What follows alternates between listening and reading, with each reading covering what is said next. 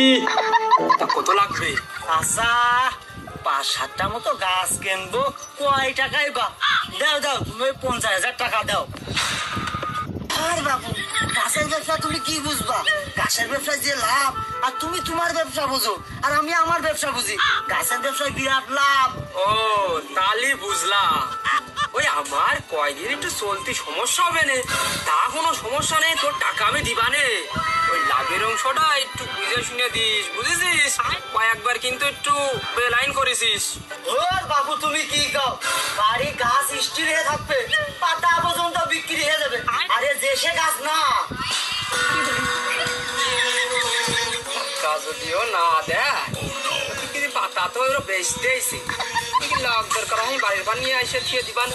ও রিজাউল, দেখ কাজ কর, ওই বিকেল বেলা এসে টাকা কয়টা গুনে নিয়ে যাইছে রে। শোনো চাচা, আগের বার কিন্তু আমার দিয়ে তুমি জাল টাকা চালিয়েছো, এবার কিন্তু আমি ব্যবসা করবো। এবার কিন্তু টাকা দেখে শুনে দিও। যা যা যা যা, বিকেলে নিয়ে যাস।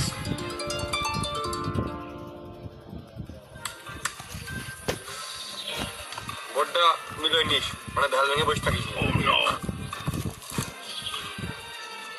সবাই কিন্তু ভোট টোট দিবা, তুমি বেশি দেখবো।